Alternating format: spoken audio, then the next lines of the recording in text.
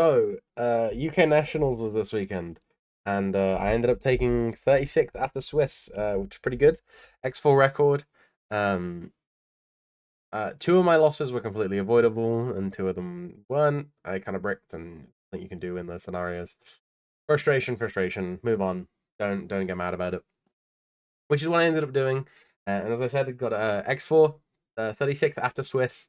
Playing Fairy Tale Magistus. This deck was really, really good. Had a huge amount of combo lines that did a lot through a lot of hand traps as well. Um, Overall, I felt the deck was really solid. There was like nothing I would really change. Apart from maybe one thing or two things, which we'll get to when we get to them. But yeah, it was really good. But yeah, let's start things off. Three copies of Fairy Tale Luna. This is the best card in the deck. I will die on this hill that this is so far and away the best thing that you can be playing in this deck.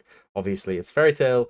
That's the main reason. But no, it's a board breaker that also is a starter and a point of disruption for some reason. It has so many things that it does on its own, which is great. So going second and going first, you want to see Luna, and then three Magic Guru because she is a one card combo. As much as she is like the worst one card combo in the deck, I was swayed to play a third one by some friends, and it ended up coming up. So yeah, that was definitely the right call. And there's also no harm in having two of these in your hand slash like one engraved, one in hand. You always have something in rotation then. Three copies of Ball. Anyone who is playing two, I think, is psychotic. And one, you're really psychotic. You need this. This is like the best starter in the deck, as I said. Like this and Luna are like the two best starters. Unless you attack directly, it's a point of disruption. It plays around hand traps, and it's actually quite irritating for a lot of decks to deal with. Surprisingly, because changing name is something you don't think about until after it's happened, and then they go, "Oh, wait, I can't make the thing I wanted to make." Instant Fusion, best one of in the deck by far and away, next to Called by the Grave. I got hand trapped like 4 times in one hand, and I was like, okay, cool, Instant Fusion, and they were like, oh no, I just lose. But yeah, it does happen. But yeah, 10 one-card combos for the Fairy Tail Engine. As many as we can feasibly play that like get us where we want to be. Three copies of Genie of the Ring. Best extender in the deck, and also kind of a pseudo ball breaker because it makes what's it called? Super Poly way better as a card because making something a spellcaster and super polying makes life so much easier. One Snow, really good. Plays around Caught by the Grave. It's like your main extender, and it beats Cool Tune on its own because you summon this and then book that guy, and they can't synchro with it, which is really nice.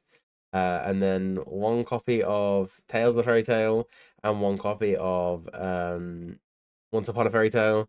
I learned something in round 5. I misread one of my cards, and it was ironically enough this one.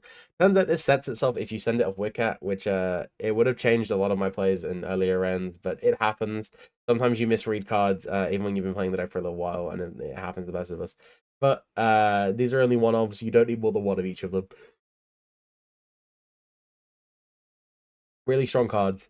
And I would honestly, if anything, I'd probably play two of this if you're gonna play any more because this card's really good to draw.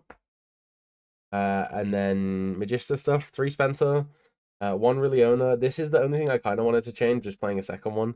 This card's really, really good. It does so much. And it's surprisingly another one card combo. This and this are one card combos, as is this. This is the fucking worst one by far and away. Especially when the Elf Node burns it to your hand. We don't talk about that. We don't like that deck. It's fine. But yeah, these are all the additional one card combos for the Magistus engine. And then the best extender in the deck slash fusion summoner is Crowley. You can play Ecclesia and the Dark Dragon and a Cartesia in this deck as well, which is actually surprisingly easy to get to. Because it's just the generic poly. You can use it to make Teller, you can use it to make Weaver, you can use it to make Crowley. Oh, not Crowley, Zoroa, Mechaba. I'm trying to think of other things you can feasibly make with it, but you know, those are just the ones off the top of my head. One Jenny, I did have a guy. I played a one mirror match, and the guy forgot to put it on his deck list, and he said he didn't miss it. And to be fair, I can kind of see that the card is kind of bricky, but every game that this came up, it was like the most important thing because it's another resource. Worst case scenario, it just sits in grave, um, which is nice. 3 copies of Lacquer Light. This is the best extender in the deck by far and away. I don't think anyone who's not playing this is kind of psychotic. This card is so good. It being Foolish Burial, so you can send things like Droll, Snow, Spenta, Match Gear, all these like really good extenders that you want in rotation is nice. Sending Jenny as well is also really nice. Card's really good. Would recommend playing at least one. 3 for 3 Ash, 2 Droll. I only successfully searched Droll once or twice over the weekend. And honestly, that was kind of the intended purpose of that line, in my opinion, was it forces them to hand trap this to death and not hand trap or board breaker the Endymion out the way, so then they can't so you can't get the drawback. But then once they've done that, like the rest of your board's insulated and they can't beat that. I'd say for the hand traps and the rest of the breakers, or the rest of the non-engine basically breakers, triple super poly, triple eclipse, call by crossout. I opted to play crossout because it does search droll. So if you get drolled, you can chain crossout, call droll, and then equip it from the banish pile, and then add it back on their turn, which is nice.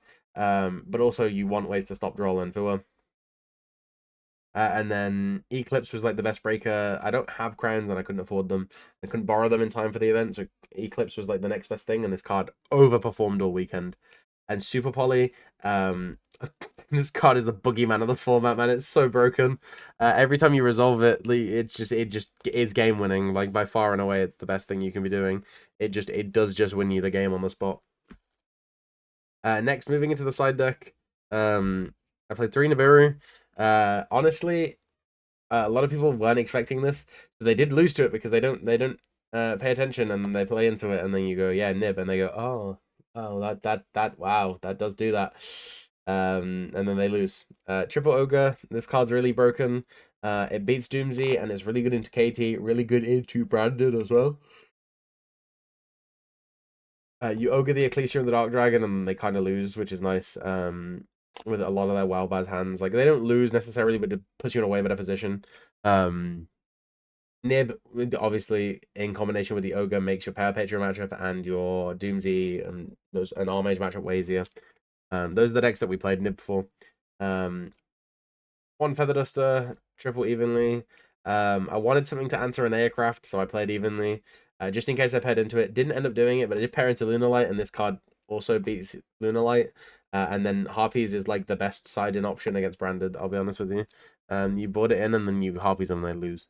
The 2 obligatory floodgates, you could play Medium of the Ice Barrier alongside these, which is what I was electing to do for a while, and then I cut them because I was like, yeah, I just want the good floodgates that aren't searchable. And they ended up being really good when I saw them. 1 Judgment, and then 2 Solemns. Really nice. Wouldn't change the side deck at all. Apart from if you can afford Accusations, play those over the warnings. They were Accusation would have been really good. And then extra deck, shout out to Teller and the Christian Token for being absolute legends this weekend. Put in so much work. 2 Artemis, you do have to play 2 of this. There's some hands where you need to make one and then make the second one or equip the second one. You basically always need something to equip from an extra deck with Spenta, so it's nice. You can also just, if you don't make the second one, leave it as follow-up, which is also nice. 1 Endymion, you can play 2 of this, and I did test playing 2 of it. It was just better to play 1, in all honesty. There are very, very, very, very few corner cases where the second one comes up, so yeah. Summon Sork, how you search Droll. I was not let in on the Yabba Dabba Goo that we were playing Witch of the Black Forest. But apparently we are, because it's level 4, so you can use it to make rank 4. Cool, and also searches and the Droll and Nib and things like that. But yeah, pretty nice. You can also search follow-up. So yeah, it's not terrible. But I didn't end up playing it, and to be fair, I was kind of glad because 1 less brick, and but yeah, this card's really good. And then we also played Celine. I know some people weren't playing Celine. I found this card to be like one of the most important action deck for follow-up because you use like the Summon Sork in your main line or the Celine, and then whichever one you don't use, you have a follow-up, which is really good.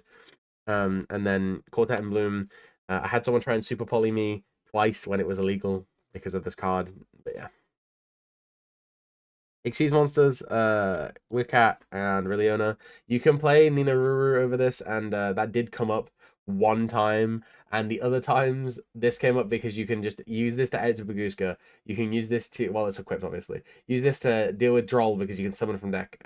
Use this to answer a lot of weird hands where your hand's like kind of ass. Or you get hand trap multiple times. This one's slightly better than Nina Ruru. And then Wiccat is just the best card in your extra deck by far and away. I am sorry I'm yawning. It's been a long weekend and I'm tired. Um, and then Two Teller, shout out Parfa for signing mine. Absolute legend. He was also playing the deck. This card is so broken, and if it gets ripped from your extra deck, you just want to cry.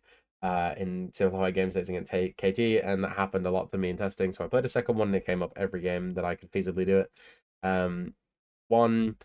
Weaver, you don't need more than one of this. This card is kind of ass. If you lose it, you lose it.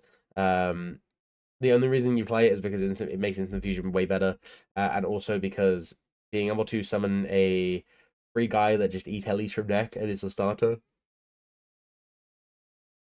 and also ends up being a point of disruption is really nice. So yeah, ultimately would not play more than one of this, but you do have to play one of it. One Zoroa, one Chirizo. Both of these are part of the main lane combo again. In simplified game states, Zoroa is the most broken thing ever because they activate monster effects in hand and you pop something important on field. And then Chirizo is also Battle Trick, which people forget a lot. A lot, a lot. A lot, a lot, a lot. Theseus and Garura. I was playing Mud Dragon, and in all honesty, I probably would have played Mud Dragon, as that did come up a lot over the weekend over Theseus. But I only had room for two, and I opted to play these two. Garura came up a lot as well. But this came up exactly against KT twice. The card wasn't actually that impactful. But the logic on it is very sound because they literally cannot play around Super Poly if you play Theseus. So, and I was really prepared for KT. And to be fair, when I did play against it, Super Poly for Theseus was always great. But yeah, that was the deck. Would I recommend you play it? Absolutely. Do I think there is a little bit of a learning curve to it because it plays different to a lot of other combo decks? Yeah, but ultimately, I did really well with it. I know a couple of other people did really well with it, and I'm very proud of myself. This is like the first real thing I've done in Yu-Gi-Oh, like topping like a premiere event. I'm very proud.